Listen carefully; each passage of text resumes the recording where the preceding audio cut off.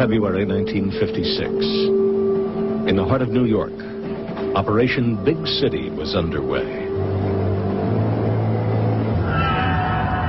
A Ford Mercury, specially adapted with a hidden exhaust pipe, pumped out bacteria onto the streets of Manhattan.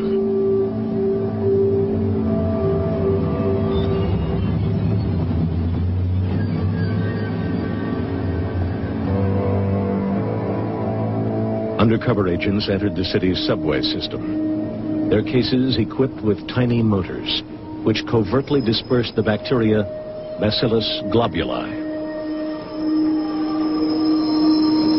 10 years later, the Army returned.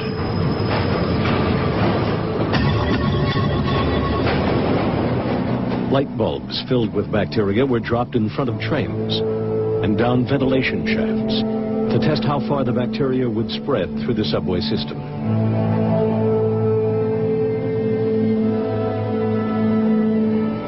For years, these public experiments were kept secret from the citizens of New York.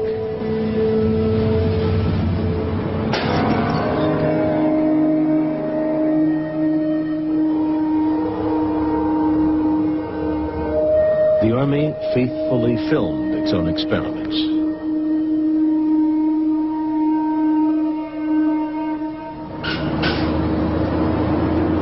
This Washington, D.C. bus station was the site of another secret test.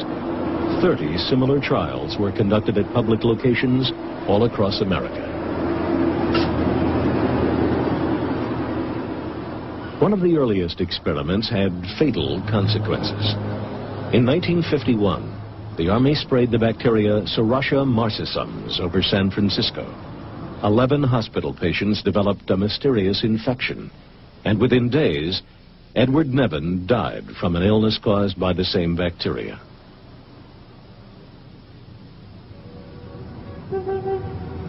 In 1953, CIA employee Frank Olson leaped through his bedroom window on the 10th floor of this New York hotel. 9 days earlier, a fellow CIA scientist had secretly spiked his drink with LSD. It took the government 22 years to acknowledge its role in Frank Olson's death. Another cover-up concerned the death of a civilian, Harold Blower. Suffering from depression, he was a patient at the New York State Psychiatric Institute. There, he and 5 other patients were unwittingly tested with mind-altering drugs by doctors who'd signed a secret contract with the U.S. Army. Again, it was more than 20 years before his family discovered the truth. In 1975, I was living in California with my 2 children. There was a knock on the door, and 2 people in uniform were at the door. They said they were from the Pentagon. They wanted to talk to me about the death of my father. And I told them that my father had been dead a long time. They came in and they told me that they had found papers at the Edgewood Arsenal in Maryland. And these papers had information about my father's death. It took Harold Blower's family 15 years of fighting the government in court before a judge's ruling established the facts. On January 8, 1953, between 9:53 and 9:57 a.m., my father was injected with 450 milligrams, or 6.47 milligrams kilograms of body weight of EA-1298. According to the drug study notes, at 9:57, my father became very restless and had to be restrained by the nurse. He began sweating profusely and flailing his arms wildly. At 10:01, he pulled up in bed, his body stiffened, his teeth clenched, and he began frothing at the mouth. Similar reactions continued for over an hour. My father was still talking and moving his legs randomly at 11:05.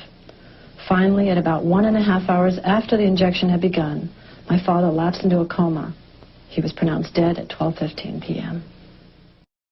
It's also known that the Army and Navy have a history of conducting secret risk assessments designed to test the vulnerability of American cities and civilians to biological attacks.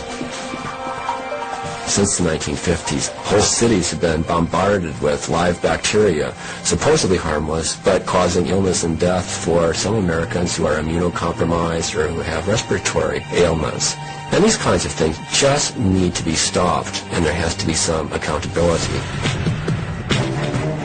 In the 1950s and 60s, the US Army staged mock biological attacks on major American underground systems. According to Army documents, on the 8th of June 1966, more than 1 million unsuspecting commuters aboard the New York City subway were exposed to supposedly harmless anthrax-simulant spores. Could the 2001 anthrax attacks have been another risk assessment test?